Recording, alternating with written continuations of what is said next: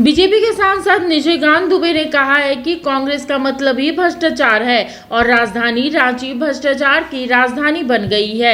निशिकांत दुबे ने यूट्यूबरों पर लगाम लगाने की जरूरत बताई है। हमने एक बहुत हमारी कमेटी इसके लिए कर रही है। हमारी कमेटी ने भी इसके ऊपर चर्चा की, जिसका मैं चेयरमैन हूँ। और मैं इस मत का कि देश अभी संक्रमण काल से जूझ रहा है और देश में जो सबसे बड़ी समस्या है कि हम पाकिस्तान से कैसे निपटें। और पाकिस्तान जो हमारे यहाँ पिछले 77-78 साल से आतंकवाद फैला रहा है, उसको ख़त्म करने का ये हमारे पास सुनहरा मौका है।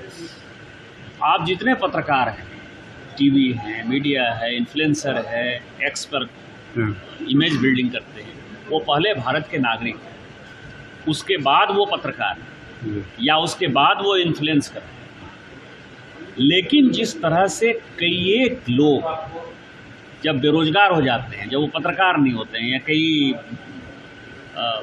संस्थान से निकाल दिए जाते हैं, तो वो कहीं जोरबाग में, कहीं गोल्फ लिंक्स में, कहीं फार्म हाउस में अमेरिका का 4-4 बार दौरा करना शुरू कर देते हैं। इतने पैसे कहाँ से आते हैं? पिछले 3 साल में यूट्यूब ने 21,000 करोड़ रुपया भारत में मीडिया कंटेंट क्रिएटर्स को दिया।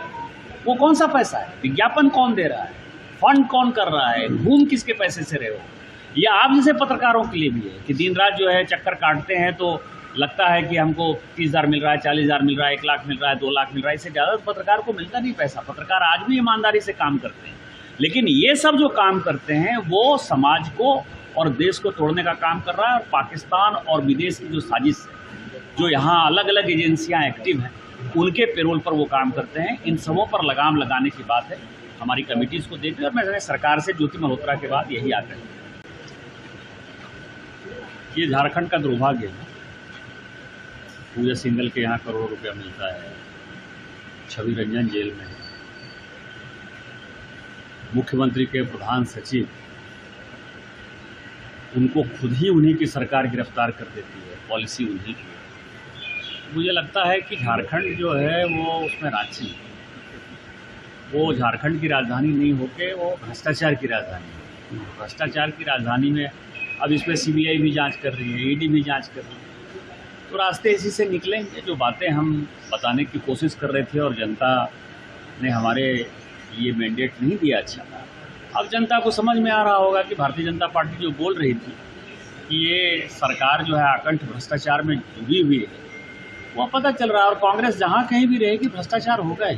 कांग्रेस का दूसरा नाम ही भ्रष्टाचार है। कांग्रेस चाहे समर्थन दे रही हो, चाहे खुद से सरकार में जो है लीड कर रही हो, वहाँ भ्रष्टाचार होना ही। लाएंगे अखिलेश इस बार पीढ़ी सरकार, लाएंगे अखिलेश इस बार पीढ़ी। हमारे माननीय राष्ट्रीय अध्यक्ष जी को, विचारों को, समाजवादी पार्टी को विचार को मानते हुए हमारे पार्टी में आए और माननीय राष्ट्रीय अध्यक्ष जी को विचारधारा को और उनका सारे आंदोलन को देखते हुए जुटे। और मैं सभी को आह्वान करता हूं कि समाजवादी पार्टी में सदस्यता ग्रहण करके मजबूत करे। जय समाजवाद, जय अखिलेश। आइए समाजवाद से जुड़िए, समाजवादी बनिए।